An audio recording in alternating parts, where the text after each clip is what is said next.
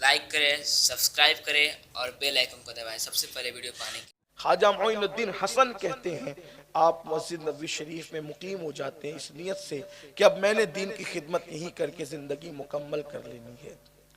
اچانک قبر رسول کا ایک مجاور آ کر باہر آواز لگاتا ہے، اے لوگو تم میں معین الدین کون ہے؟ اللہ کے رسول اس کو طلب فرماتے ہیں۔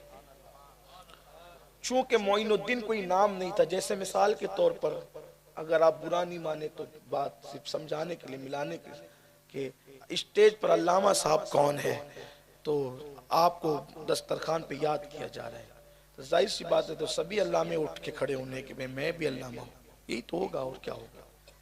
یا آپ میں سے خطیب صاحب، چلو خطیب صاحب کو بلایا جا رہا ہے کیونکہ یہ کوئی نام نہیں، اس کا تعلق صفت سے ہے۔ تو وہاں بھی یہ کہا گیا معین الدین، دین کا مددگار کون ہے، چلو بلا رہے ہیں۔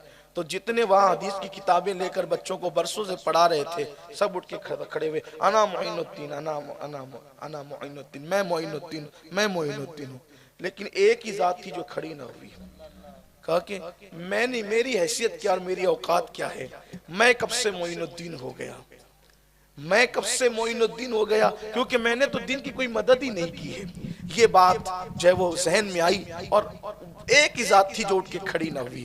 اب کئی لوگ تھے کہ ہم ہیں، ہم معین الدین ہیں، ہم معین الدین ہیں۔ اس نے سوچا قبر رسول کے مجاور نے کہ آخر ایک ہی کو بلایا گیا، یہ اتنے کہاں سے ہیں؟ تو انہوں نے کہا رکو میں پھر پوچھتا ہوں کہ کیا ہے۔ کتنا یقین تھا حیات النبی پر، حیات النبی پر کتنا یقین تھا آج سے 900 سال پہلے تک، بلکہ 900 سال تو بہت بڑی بات ہے، 100 سال پہلے تک بھی بڑا یقین تھا۔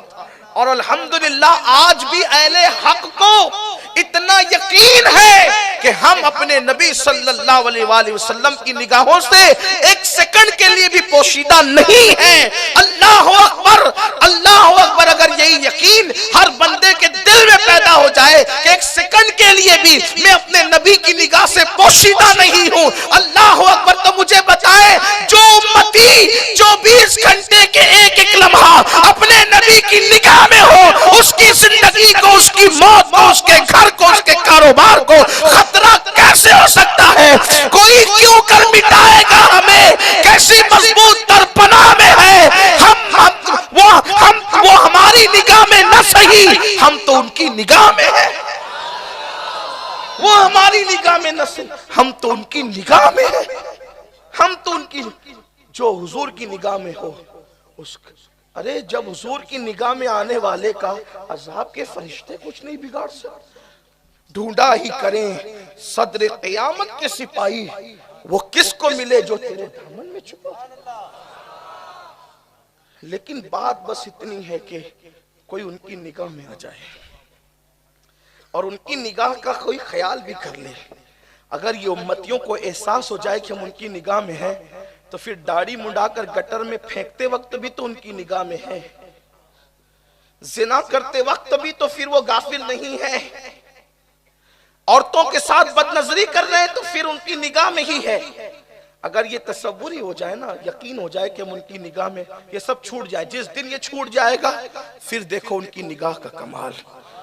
جس کی نگاہ کا اٹھنا کعبے کے دن پلٹ دیتی ہے، ان کی نگاہ کا اٹھنا ہم غریبوں کے دن نہیں پلٹ سکتے۔ لیکن بات ان کی نگاہ کی ہے، جو تیری نگاہ میں آ گیا وہ بڑی پناہ میں آ گیا۔ لیکن کوئی نگاہ میں آنے کی بات تو کرے، نہ خیال ہے، نہ تصور ہے، نہ تخیل ہے۔ اور خدا کی قسم جو ان کی نگاہ میں ہے، جو ان کی نگاہ میں وہ بڑی پناہ میں ہے، جو ان کی نگاہ میں ہے وہ بڑی پناہ میں ہے، ان کی نگاہ مانگو۔ اسی لیے تو قرآن کہتا ہے لا تقولوا رائنا وقولوا انظرنا، میرے محبوب کو رائنا مت کہا کرو بلکہ ان کی نظر مانگو، انظرنا، ہم پہ نظر کر۔ قدرت جس کی نظر مانگنے کا حکم دے اس کی نظر میں کچھ تو ہے، قدرت جس کی نظر مانگنے کی، انظرنا، ہماری طرف نظر کرم کرے، ہماری طرف۔ اور پھر ان لوگوں سے کہتا ہوں جو کہتے مر کے مٹی میں مل گیا، اب کہہ کیا سکتے، دے کیا سکتے؟